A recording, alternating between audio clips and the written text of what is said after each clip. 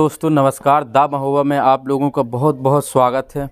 अब बात बुंदेलखंड की करते हैं तो बुंदेलखंड, जो बुंदेलखंड के राजा जाने माने राजा छत्रसाल का तो नाम सुना ही होगा। कितने धुरंधर राजा थे ये राजा छत्रसाल के। उसी भूमि पर जहाँ पर इनका राजपाट होया करता था वहीं पर हम खड़े हुए हैं और फिलहाल में तीसरी मंजिला के ऊपर खड़े हुए हैं, महल पे खड़े हुए हैं।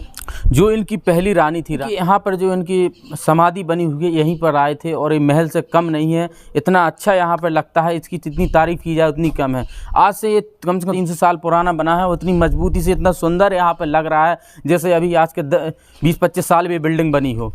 इसी की सुंदरता को देखते हुए हम देखते रहे कि भाई कितनी अच्छी बात है। और राजा छत्रसाल के बारे में हमने यहाँ पे बहुत कुछ लोगों के बारे में जानकारी भी सुनी, इनकी कहावतें भी सुनी और बहुत कुछ सुना। और इनके ऐसे कई स्थान बने हुए हैं, एक वो महल बना, एक ऐसे कई इनके पूरा गढ़ था। और यहाँ तक कि जो छतरपुर ज़िला में पड़ता है तो इनका ज़िले का नाम भी इन्हीं के नाम से पड़ा। और इस छतरपुर की कुछ अलग ही वहाँ कहानी है, राजा छत्रसाल की भी अलग कहानी है। इन्होंने बेलताल, चरखारी जैसे क्षेत्रों में भी अपना स्वराज स्थापित किया, क्योंकि इसके नीचे रानी कमलापत की समाधि बनी हुई है। ये आम महल नहीं है और यहीं पे उनकी समाधि बनाई गई थी। कमलापत रानी बता रहे बहुत सुंदर थी और उस समय पे बहुत, और इन्होंने बेलताल जैसे स्थान पर भी इन्होंने अपना स्वराज भी स्थापित किया। और चरखारी जैसे भी यहीं पास में पड़ते हैं। इनका बहुत बड़ा साम्राज्य रहा, कोई छोटी मोटी बात नहीं है। आप देखिए कितना अच्छा यहाँ पे लग रहा है। और कैमरामैन दिखाइए, उनका तालाब था यहाँ पे, जो तालाब कितना अच्छा लग रहा है यहाँ पे। वो भी वहाँ पे महल था। अब उस समय यहाँ पे पूरा जंगल ही जंगल था और आज भी जंगल ही जैसा है। और समाधि के ऊपर देखिए कि यहाँ पे ऊपर जाने के लिए भी आज भी रास्ता बनी हुई है। और ये देख रहे हैं आप, एक कमल की पंखुड़ियाँ बनी हुई हैं, किस तरह डिजाइन्स हैं और कितना अच्छा यहाँ पे लग रहा है।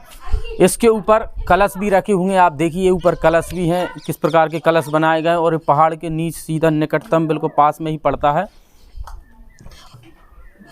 उस समय का कलर, एक बात खास समझिए, देखिए ये घोड़े बने हुए हैं और एक कमल, एक पेड़ पौधे आप देख रहे हैं, पत्ते अत्ते कुछ इस प्रकार बने हुए। आज भी ये कलर बिल्कुल उस समय का कलर आज भी देखो कितना 300 साल हो गए, कितना कलर कितना अच्छा बनाया करते होंगे। देखिए अब इसमें एक डिज़ाइन दिखाइए आप, इस तरह किस तरह इन्होंने पत्थरों में डिज़ाइन कर रखी थी और कैसा लग रहा है यहाँ पे डिज़ाइन। यहाँ भी एक रास्ता है यहाँ पे घूमने के लिए, जो भी राजा यहाँ आया करते थे। देखिए पहाड़ का भी निर्माण है, इस पहाड़ पे भी उनके कई महल बने हुए हैं, हमें यहीं से दिखाई पड़ रहे हैं। इन्होंने कई महल इन्होंने बनाए और बहुत दूर दूर तक इन्होंने महल बनाए, क्योंकि कम से कम 50-100 किलोमीटर में इनको ऐसे महल ही महल मैंने भी देखने को मिले हैं कि महल ही महल बने। रानी कमलापत। अब हम उसके मेन गेट की तरफ जा रहे हैं। आखिरकार मेन गेट किस तरह बनाया है, जहाँ राजा एंट्री करा करते थे, आया करते थे और यहीं पे उनकी समाधि उन्होंने बनवाई थी और उन्हीं की याद में यहाँ पे आया करते थे। क्योंकि जो रानी कमलापत थी बहुत सुंदर थी, इनकी चर्चाएँ पूरे भारत में होया करती थी और इन्होंने अनेक युद्ध लड़े। यहाँ तक कि जो राजा छत्रसाल थे, इनका जो ज़िला है यहाँ पर छतरपुर ज़िला, उन्हीं के नाम पे ज़िला को प्रदर्शित भी किया गया था।